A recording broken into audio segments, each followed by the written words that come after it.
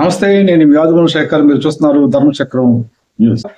నీటికి సంబంధించి ఏ చిన్న సమాచారమైనా మిస్ కాకుండా వివరంగా సరళంగా తెలుసుకోవాలంటే మాత్రం దయచేసి ఈ ఛానల్ సబ్స్క్రైబ్ చేసుకోండి.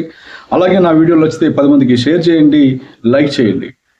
ఎంబీబీఎస్ తో పాటు బీడీఎస్ సంబంధించిన కట్ ఆఫ్స్ కూడా ఇస్తే బాగుంటుందన్న ఉద్దేశంతో ఈ వీడియో చేస్తున్నాను.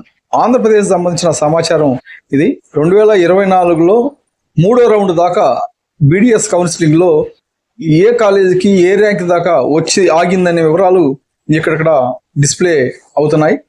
నేను కాలేజ్ వైజ్గా పేర్లు అవన్నీ చెప్పట్లేదు. ఇక్కడ కాలేజీ కోడ్లు మాత్రమే ఉన్నాయి. మీరు కాలేజీ కోడ్ ఏదో ఆన్లైన్లో చూసుకోవచ్చు.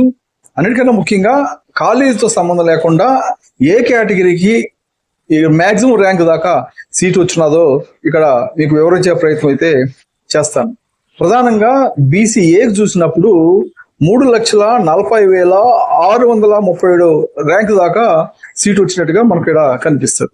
బీసీబీకి చూసినప్పుడు 4,45,237 ర్యాంక్ లాస్ట్ ర్యాంక్ సీట్ వచ్చిన ర్యాంక్. ఇక బీసీసీ 3,70,000 ర్యాంక్ కూడా సీట్ వచ్చినది. బీసీడీలో 3,26,000 వచ్చినది. బీసీఈడిలో 3,65,000 వచ్చినది. ఓసీకి అయితే 9,45,000 ర్యాంక్ కూడా సీట్ వచ్చినట్టుగా మనకి ఇక్కడ కనిపిస్తుంది. ఎస్సీలో 8,75,000 ర్యాంక్ కి సీట్ వచ్చింది. ఎస్టీలో 4,56,000 ర్యాంక్ కి ఇక్కడ సీట్ వచ్చినట్టుగా కూడా మనం చూడొచ్చు. ఇక్కడ